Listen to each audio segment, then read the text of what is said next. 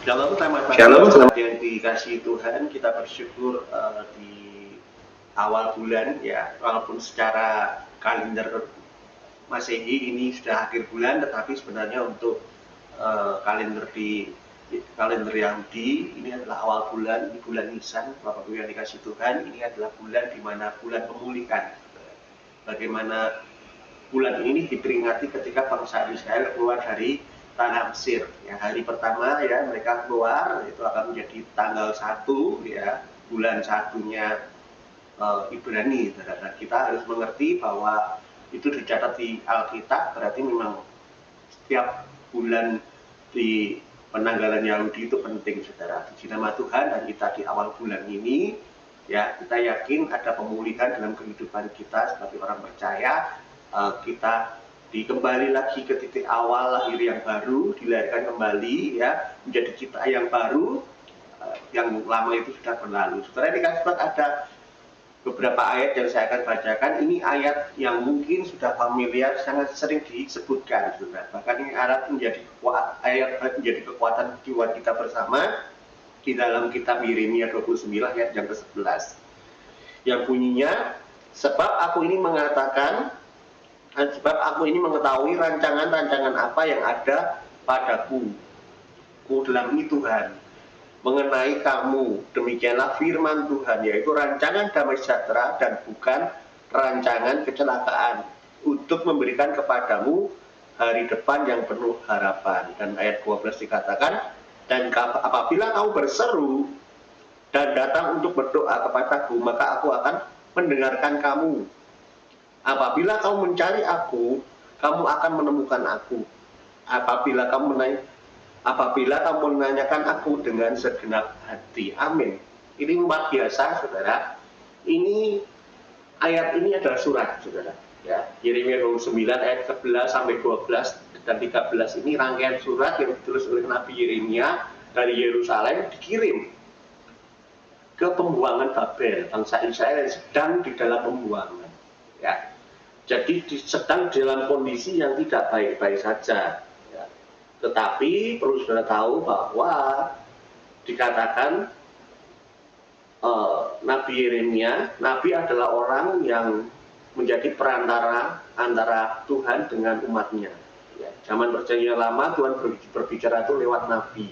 Ya, kalau sekarang Tuhan berbicara melalui Roh Kudus di dalam diri kita. Itu perbedaannya. Dan ketika itu Nabi Yeremia katakan apa kepada bangsa Israel, bahwa rancangan Tuhan itu bukan rancangan kecelakaan, tetapi rancangan yang membawa damai sejahtera untuk masa depan yang penuh dengan harapan. Dalam kondisi ini, surat itu dikirim kepada bangsa Israel di dalam pembuangan, sebenarnya dikasih Tuhan. Tetapi dikatakan ada janji Tuhan, ya, di mana ada masa depan yang penuh harapan. Saudara dikasih Tuhan, setiap kita, siapapun, jangan pernah lupa bahwa masa depan itu tetap ada. Dan firman Tuhan bahkan dikatakan masa depan sungguh ada dan harapan tidak pernah hilang. Antara masa depan dan harapan tidak bisa dipisah. Jadi masa depan akan selalu ada bagi orang percaya.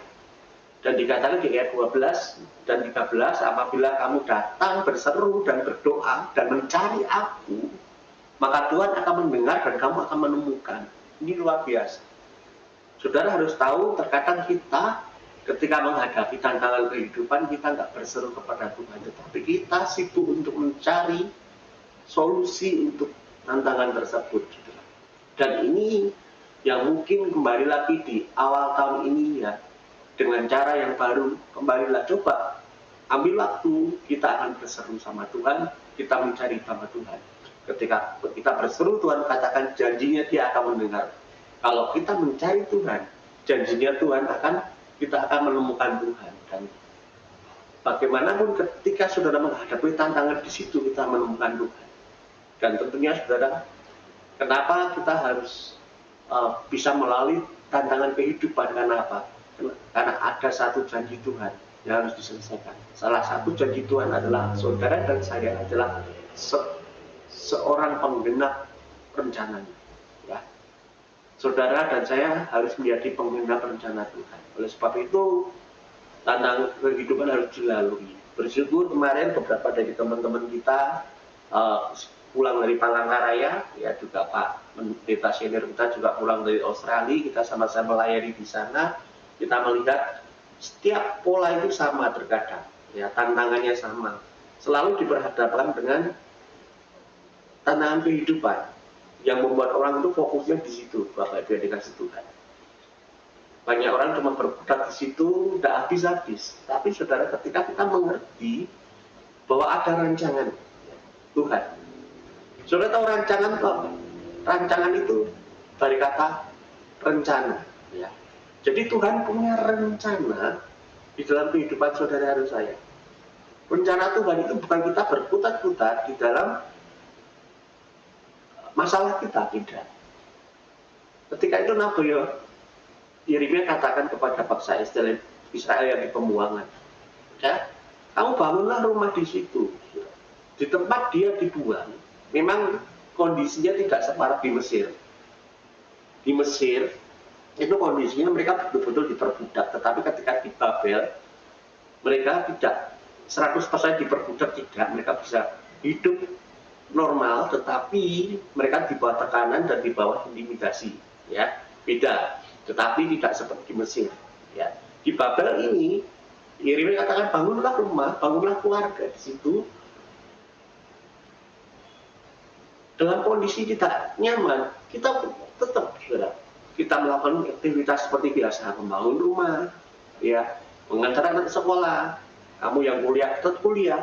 Di situasi tidak baik itu, tapi di situ jangan lupakan ada agenda Tuhan, ada rancangan Tuhan yang apa? Yang harus kita kerjakan menuju hari depan yang penuh harapan. Ini yang selalu seringkali kita lupakan, saudara kasih. Mari di awal tahun ini, ya, di bulan Nisan ini 5786 kita sama-sama, ya, mempersiapkan hari kita, mempersiapkan hidup kita dari awal, ya, yang lalu biarlah berlalu, mari kita berjalan bersama dengan Tuhan.